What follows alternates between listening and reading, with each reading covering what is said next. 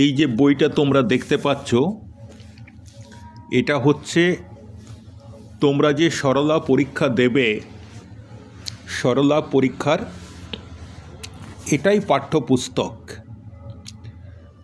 তোমাদের প্রথমে সূচিপত্রটা দেখাই, তোমরা একটু আমার সঙ্গে সঙ্গে সূচিপত্রটা পড়ার চেষ্টা করো। একটু কঠিন হবে, কিন্তু মনে রাখার চেষ্টা করো। প্রথমেই যে লেখাটা রয়েছে আমরা দেখতে পাচ্ছি অনুক্রমণিকা।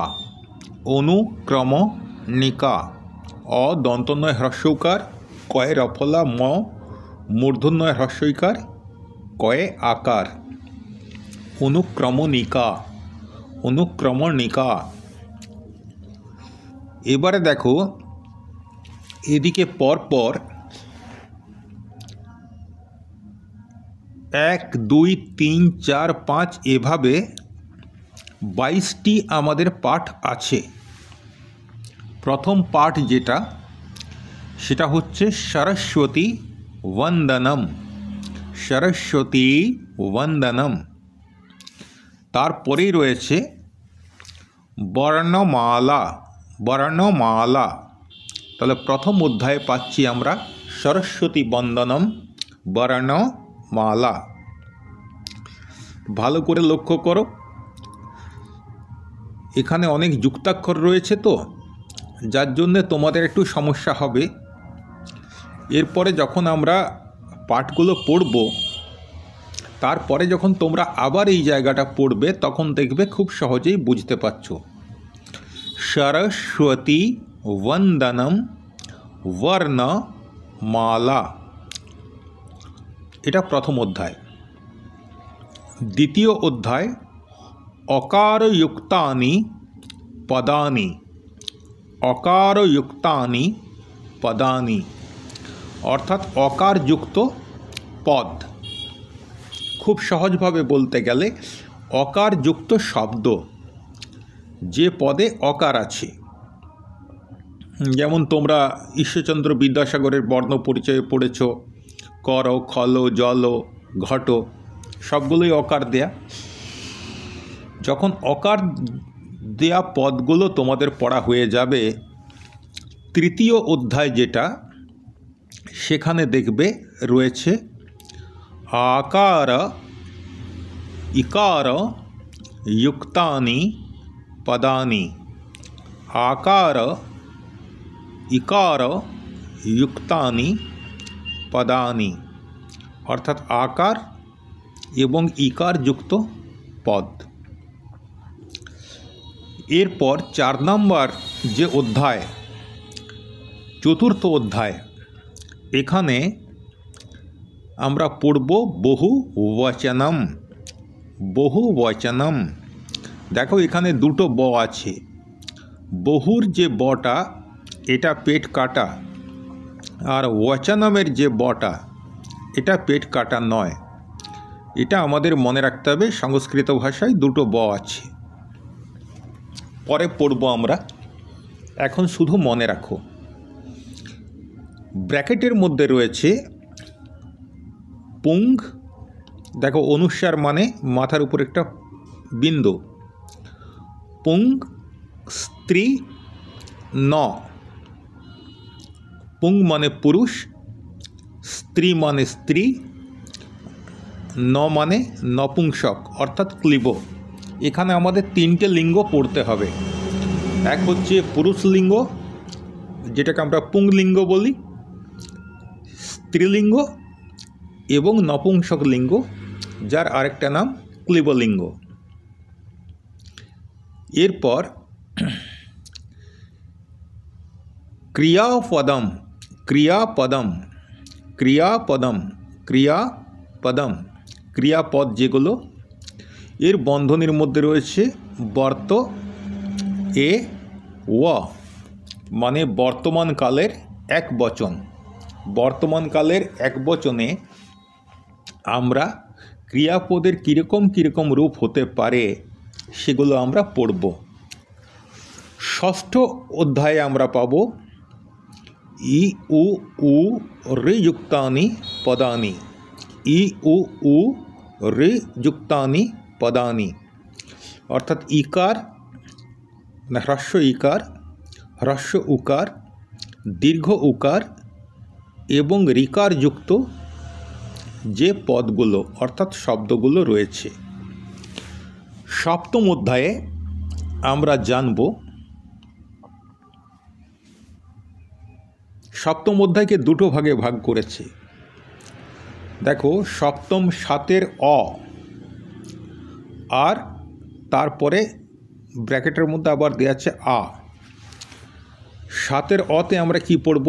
সহ, সা, তৎ, সহ, সা, তৎ, মানে সহ মানে সে, দূরে আছে, সা তার মানেও সে, আর তৎ মানে সেটা। এখন সহ মানেও সে আর সা মানেও সে, তফাৎ কি?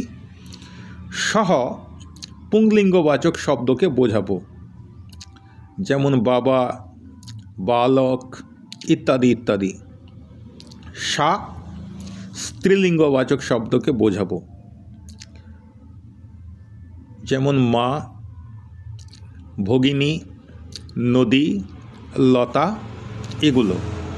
আর তৎ শব্দ দিয়ে আমরা নপুংসক লিঙ্গ, মোটামুটিভাবে বলা যায় যেগুলো জড় পদার্থ তাদেরকে আমরা তৎ শব্দ দিয়ে নির্দেশ করব। সহ, সা, তৎ এগুলো যেগুলো দূরে আছে তাদেরকে বোঝানোর জন্যে।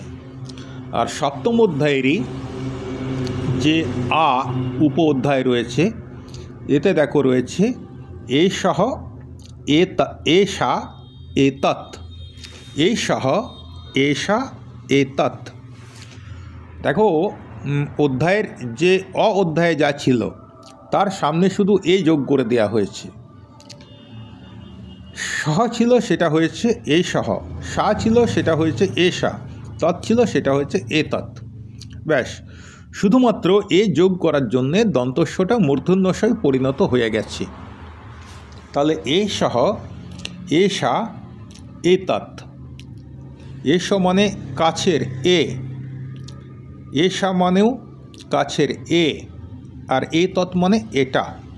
এ সহ পুরুষবাচক শব্দকে বোঝাবো, এ সা স্ত্রীবাচক শব্দকে বোঝাবো, এবং এ তৎ অচেতন পদার্থকে বা ক্লীবলিঙ্গকে বা নপুংসকলিঙ্গকে বোঝাবো। তাহলে আমরা তৃতীয় অধ্যায়ে, এই দ্বিতীয় অধ্যায়ে আমরা অকারযুক্ত পদ পড়ব, তৃতীয় অধ্যায়ে আকার ইকারযুক্ত পদ পড়ব, ষষ্ঠ অধ্যায়ে এসে হ্রস্বইকার, হ্রস্বৌকার, দীর্ঘৌকার এবং ঋকারযুক্ত পদ পড়ব।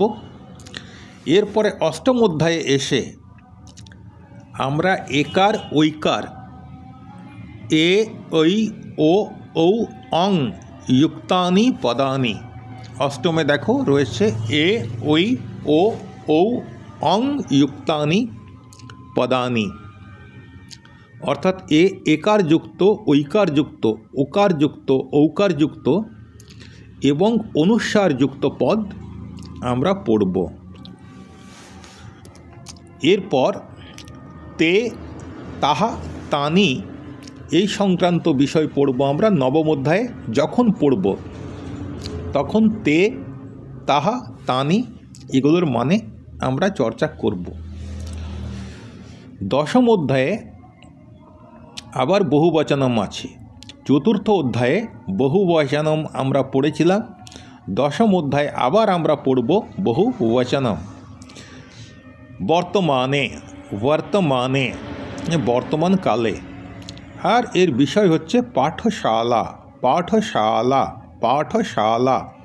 বাংলায় আমরা বলি পাঠশালা, সংস্কৃতে আমাদেরকে বলতে হবে পাঠশালা। এরপর একাদশ অধ্যায়ে আমরা পড়ব সংখ্যা। প্রথম অংশে পড়ছি 1 থেকে 10 পর্যন্ত সংখ্যা, তারপরের অংশে আমরা পড়ব 11 থেকে 50 পর্যন্ত সংখ্যা। এবার দ্বাদশ অধ্যায়ে আমরা সেই সব ক্রিয়াপদগুলো পড়ব যাদের শেষে মি আছে।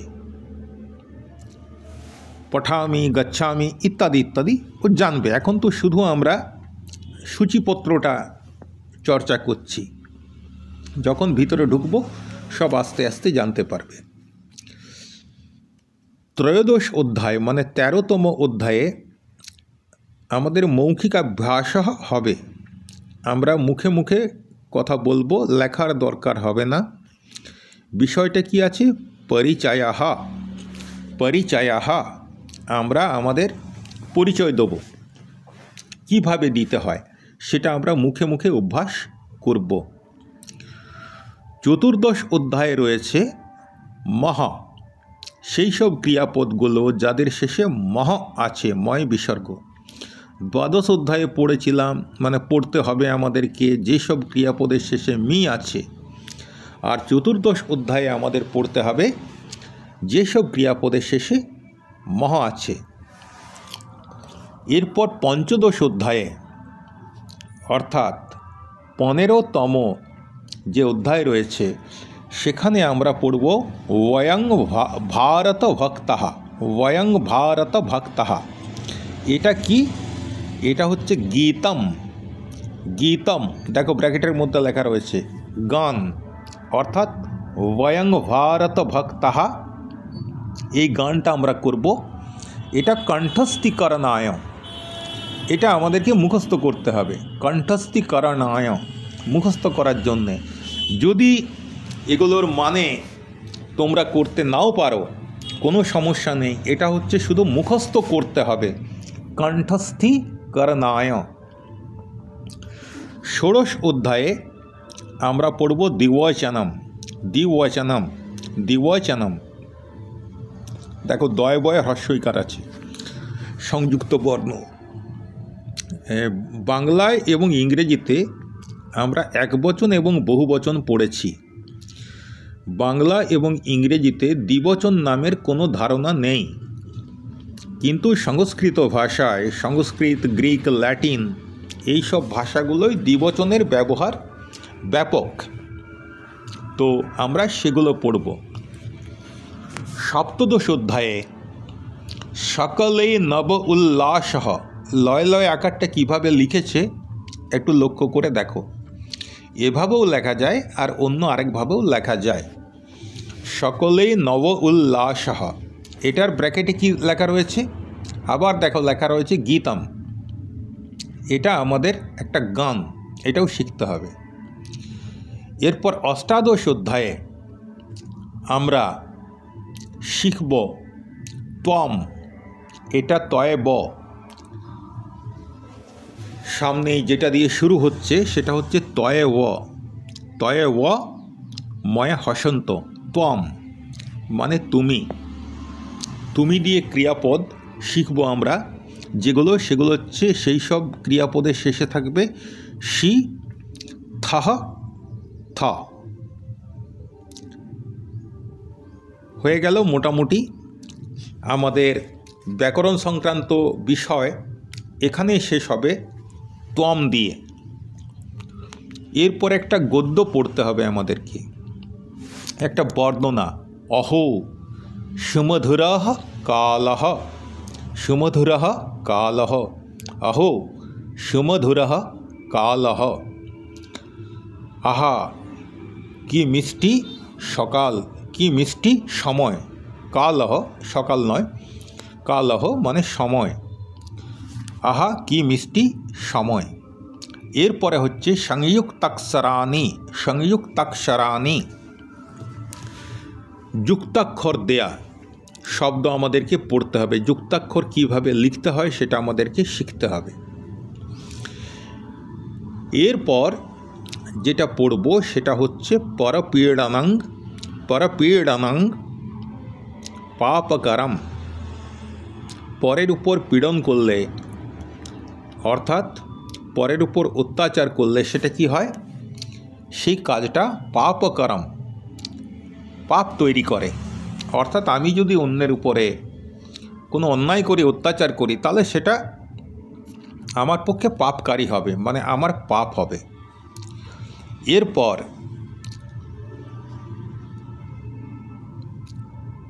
21 নম্বর অধ্যায়ে, একবিংশতিতম অধ্যায়ে তো আমরা পরপীড়নং পাপকারম পড়লাম। 22তম অধ্যায়ে আমাদেরকে পড়তে হবে প্রিয়াহা শ্লোকাহা, আমাদের যে শ্লোকগুলো প্রিয় সেই কতগুলো শ্লোক পড়তে হবে। আর তারপরে দেখো, এইটা খুব ভালো বোঝা যাচ্ছে না, ময়ে ঔকার ক্ষয়ে হ্রস্বইকার, লাল রঙে দেখো, ময়ে ঔকার ক্ষয়ে হ্রস্বইকার কয়ে আকার ভয়ে জপলা আকার দন্তস্ব ভয়ে হ্রস্বইকার মূর্ধন্যস্ব অন্তস্তয়ে আকার, তারপর বিসর্গ। পুরোটা কি আছে? মৌখিকাভ্যাস বিষয়াহ, মৌখিকাভ্যাস বিষয়াহ, কতকগুলো বিষয় রয়েছে যেগুলো আমাদের মুখে মুখে অভ্যাস করতে হবে। তো এগুলো কি কি রয়েছে?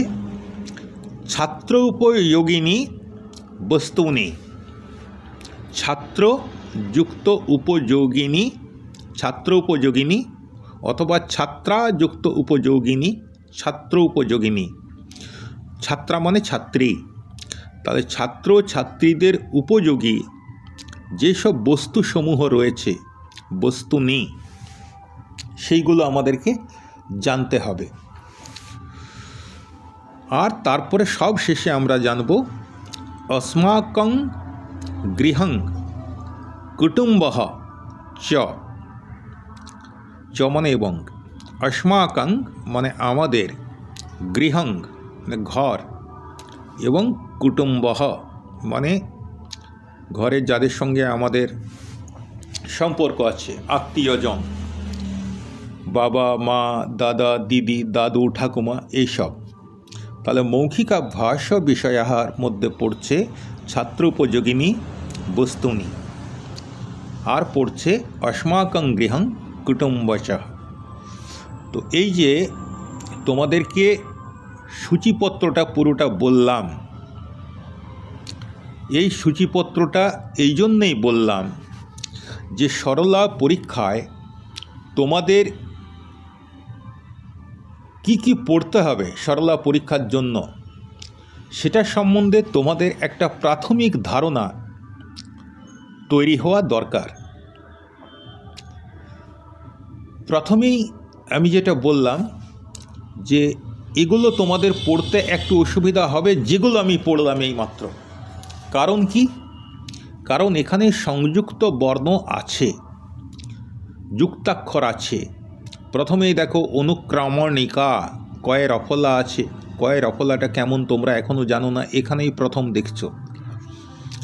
সরস্বতী বন্দনম, এখানে দন্তস্বয়ে ব রয়েছে, দন্তন্বয়ে দ রয়েছে, মূর্ধন্যয়ে রেপ রয়েছে, তারপরে অকার যুক্তানি পদানি, এই যে যুক্তানি এখানে কয়ে ত রয়েছে। এরকম অনেকগুলো বিষয় মানে যুক্তাক্ষর তোমাদের অপরিচিত, কিন্তু সরলাটা যখন আমাদের পড়া শেষ হয়ে যাবে তখন দেখবে এগুলো তোমাদের কাছে একেবারে জলের মতো সহজ হয়ে যাচ্ছে। আর আমি তো মৌখিকাভ্যাস বিষয়ে শুধু দুটো বলেছিলাম, এক হচ্ছে ছাত্র উপযোগিনী বস্তুনি, আর একটা বলেছিলাম अस्माकं গৃহং কুটুম্বঃ চ। এছাড়াও আরও কতগুলো মৌখিক অভ্যাস আমাদের করতে হবে, যেমন শাকাহা মানে ভেজিটেবলস, শাকসবজি।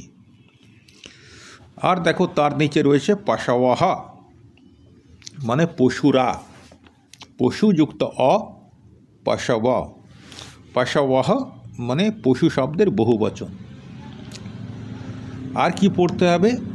অবয়বাহা, অবয়বাহা মানে আমাদের অঙ্গ প্রত্যঙ্গ। তার নিচে রয়েছে ওয়াশরাহা তিথয়াহা মাসহ, ওয়াশারাহ তিথয়ः মাসः চ চ মানে এবং, বাশারা মানে বার, কবে কি বার, তিথয়ः তিথি থেকে তিথয়ः তিথির বহুবচন, কতগুলো তিথি, আর মাসः মাস শব্দের বহুবচন, কি কি মাস আছে আমাদের ক্যালেন্ডারে, এগুলো আমরা পড়ব। আর কি পড়ব, তার উপরেই দেখো রয়েছে পক্ষিণঃ, প কয় মূর্ধন্যশয় হ্রস্বইকার মূর্ধন্য এবং বিসর্গ, পক্ষিণঃ। এখানেও দেখো যুক্তাক্ষর রয়েছে। তো এটা হচ্ছে তোমাদের সরলা পরীক্ষার সম্বন্ধে একটা সাধারণ ধারণা যাতে তৈরি হয়, সেই জন্যেই তোমাদের সঙ্গে এটা আমরা চর্চা করলাম। একদম ভয় পাওয়ার কিছু নেই, অত্যন্ত সহজ এবং সরল।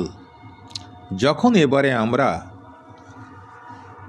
বইটার মধ্যে ঢুকব, আমরা পড়তে শুরু করব, তখন তোমরা দেখবে এটা অত্যন্ত সহজ। প্রথম 2-3টে পাতা তো তোমাদের পড়ার দরকার হবে বলে মনেই হয় না। আর আমি আগেই কিছু ভিডিও বানিয়ে তোমাদেরকে পাঠিয়েছি, সেখানে কিভাবে বর্ণমালাগুলো লিখতে হয় এবং সংযুক্ত বর্ণ লিখতে হয় সেগুলো শিখিয়ে দিয়েছি। যারা যারা ভিডিওটা পাওনি এবং যারা যারা চন্দ্রানী দিদিভাই বা অজয় দাদাভাইয়ের কাছে পড়োনি অনলাইনে, তারা সেই ভিডিওগুলো দেখতে পারো। যদি না পেয়ে থাকো আমাকে জানাবে, আমি অতি অবশ্যই তোমাদেরকে সেটা পাঠিয়ে দেবো। তো তোমরা সরলার জন্যে কিন্তু তৈরি হও। তোমাদের সামনে বড় কোনো পরীক্ষা নেই, সবে তোমরা নূতন ক্লাসে উঠেছ, এই সময় পড়ার চাপ কম। এই সময় প্রত্যেক দিন 1 ঘন্টা করে সরলাটা পড়ো। আমার মনে হয় যে তোমাদের প্রত্যেকেরই 90 ভাগের চেয়েও বেশি নাম্বার উঠবে। ঠিক আছে, ভালো করে পড়াশোনা করো।